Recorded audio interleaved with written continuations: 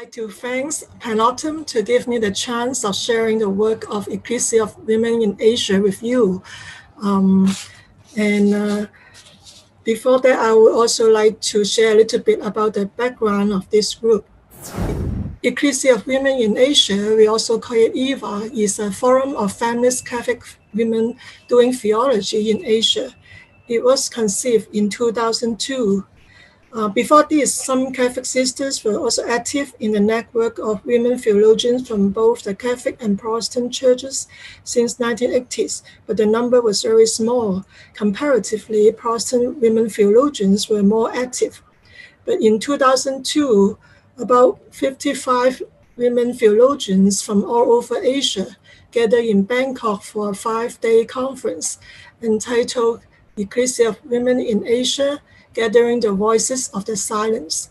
Since then, a theological forum among Asian Catholic women was established. In the keynote address of this gathering, Evelyn, an Indian nun and one of the founders of EWA, noted that the idea for the organization was given birth a year earlier in India as an Asian theological conference held to reflect on the document Ekklesia in Asia. That is a document about after the Asian Synod held in Rome. She said that the experience of the near invisibility of women at the Indian conference revealed the stark reality that Asian Catholic women theologians were either not known or they were very small in number. So in view of this, the idea of establishing a network to increase women's visibility came up to her mind, and a few other active members of the Asian Church also involved in this.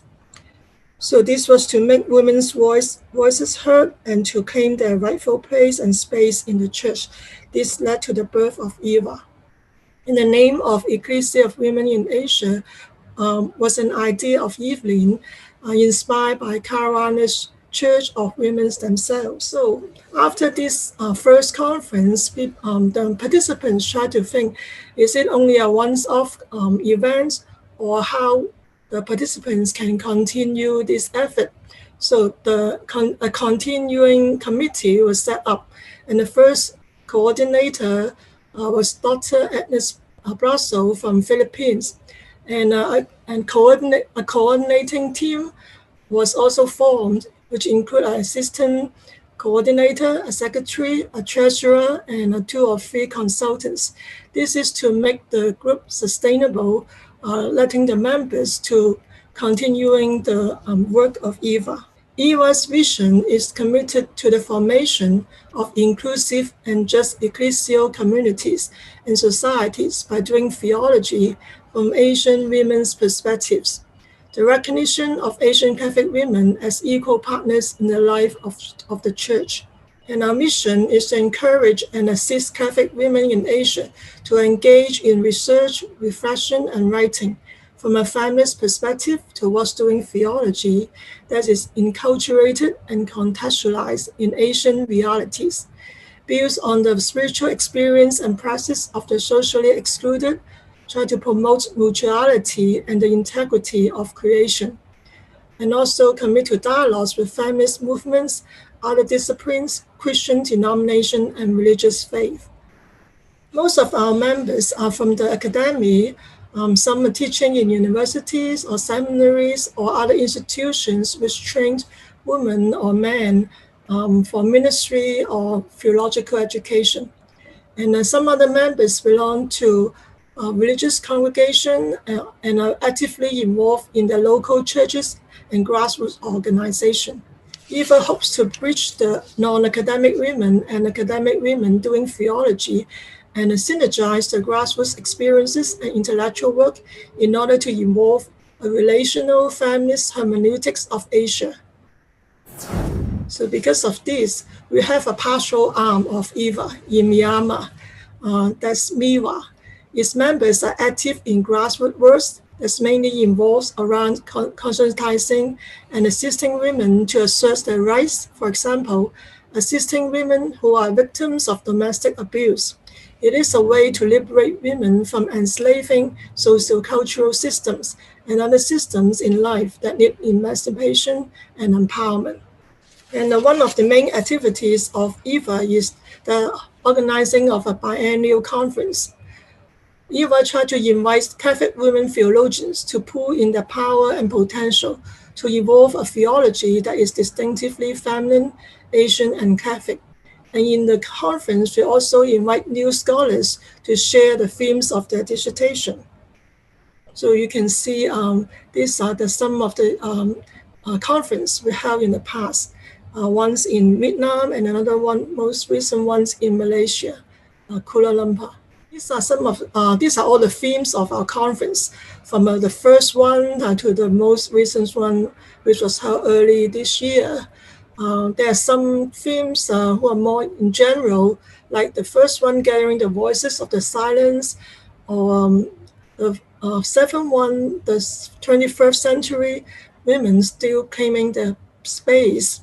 And there are some more specific to investigate certain themes or topic, like body and sexuality, marriage and family, practicing peace, feminist cyberethics, or about food, foodscape beyond the food environments, and also displacement and disqualification about migrants and refugees in Asia. So after the conference, we tried to select some presentations and doing peer review, and then try to revise the papers and then publish an anthologies. So these are the books we have published so far. 8 books after the conferences, and one upcoming is on the most recent conference, which will be published next year or 2022. Each conference, we try to launch our books. So these are the books launching events. We hope that apart from publishing these books, that the works of our members can be shown to the church. We also want to promote these works through our own network, like sending the books in the libraries, especially in the Asian universities and seminaries, so that more people can know about the work of women theologians. And in the conference, we also try to share the works of individual members, in which the books have been recently published. And during the conference, we have a session, half day or one day, to conduct dialogue with some NGOs or feminist women's movement. We hope to, through this dialogue, to engage in the real life stories of women and try to integrate them in our theological works. So in the past, we have visited like an organic community market and a farm during the conference of discussing food and distribution in Asia. And then, like the most recent one, we also invite some workers or refugees or women migrants from other countries who stay in Asia now to share their experiences. We also have liturgies and prayer during our conference to show the cultural characteristic. So we hope to make our liturgy and prayer more creative. And apart from academic writing, we also try to tell women's story through arts and poems. So this is one of the example that one of our members who are really good in making dolls, and she tried to integrate them with some poems written by herself and other people that make the dolls speak. Usually these are about the grassroots stories of Asian women and men. And in the more recent conferences, EWA tried to extend our theological conversation beyond Asia through video conference, which institutes in the United States and Europe. So these are some of the video conference. And in the past, we have made contact with some institution in the United States. And these are some of the hosting institution. And we want to try to expand our network But also because of the time zone, we have to arrange the time, so we cannot expand too much. But through this video conference, we want to make our conversation also to share with our partners, our colleagues, so that we can deepen our theology with other countries. And EVA also seek to reach out and join other groups such as the International Network of Societies for Catholic Theology.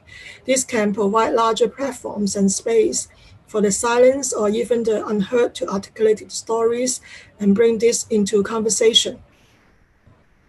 And we have a website, so you're most welcome to visit our website to show all the information, our past conferences, and all the books we have published.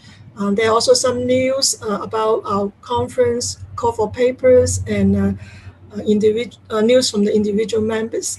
Finally, I hope to stress that the starting point of Asian feminist theology and women ministry is always women's experiences, letting women tell their own stories, especially the neglected and marginalized women.